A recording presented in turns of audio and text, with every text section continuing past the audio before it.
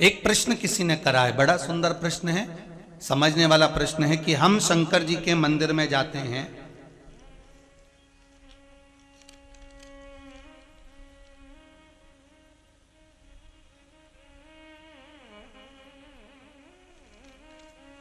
हम शिव जी के मंदिर में जाते हैं तो वहां शंकर जी का श्रृंगार हो गया होता है, अर्थात जो पूजन कर कर गया वो शिव जी का श्रृंगार करके गया, कोई भी गया, फिर वापिस हम जल चढ़ाएं, फिर वापिस श्रृंगार करें तो क्या स्वीकार होगा?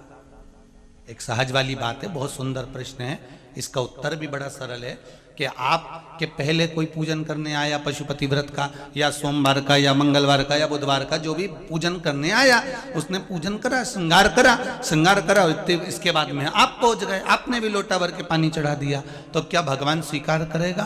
क्यों नहीं, क्यों नहीं करेगा?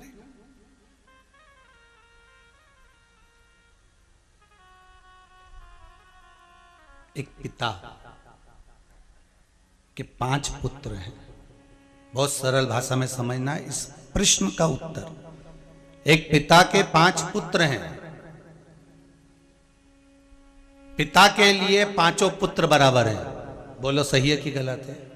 माता के लिए, पिता के लिए ये 5 पुत्र बराबर के हैं महाराज। इनके पास में कपट वाला भाव नहीं है। बड़ा बेटा आया, उसने कहा पिताजी 50 रुपए देना मुझे, पिताजी ने उसको 50 रुपए दिए। मंझला बेटा आया, पिताजी मुझे 100 रुपए देना, ले बेटा ये ले। कोई आया, मुझे 200 रुपए देना, हाउ बेटा ये ले। कोई आया, मेरे को 500 रुपए देना, हाउ बेटा ये ले। पिता के लिए सब बराबर है। अब एक बेटा आया, उसने पांव दबाया, एक बेटा आया उसने हाथ दबाया, एक बेटा आया उसने धोक लगाई, एक बेटा आया पीठ की मालिश कर कर चले गया, एक बेटा आया थोड़ा सा पिताजी को पानी पिलाकर चले गया। उसी तरह पिता प्रसन्न है कि मेरे 5 की 5 बेटे मेरी सेवा में लगे हुए हैं, मेरे 5 पुत्र मेरी सेवा कर रहे हैं, ये पिता की प्रसन्नता है, ये पिता की प्रसन्नता है। उसी तरह भगवान की हम सब औलाद हैं, भगवान की हम सब संतान हैं।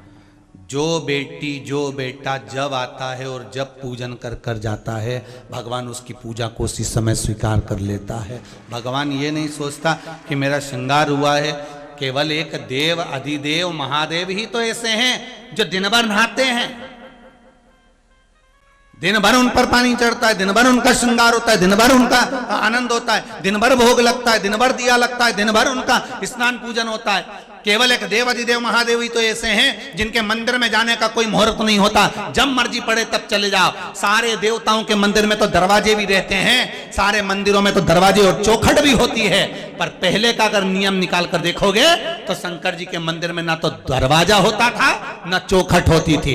दरवाजा चौखट बना भी देते थे तो दरवाजा नहीं लगाते थे कि तुम्हारी मर्जी पड़े तब शंकर के दरवाजे जाना, जल चढ़ा के आना, प्रार्थना करना और वापिस घर चढ़े जाना। क्यों? क्योंकि शंकर शमशान के वासी हैं, शिव कैलाश के निवासी हैं। शंकर शमशान में निवास करते हैं, जैसे शमशान में जाने का कोई मुहूर्त नहीं होता, उसी तरह शंकर भगवान के पास जाने का कोई मुहूर्त नहीं होता, जब मर्जी पड़े तब चले जाओ, जब तुम्हारा मन करे तब शिव के दरवाजे जाओ, उसके पास जाने का कोई मुहूर्त नहीं,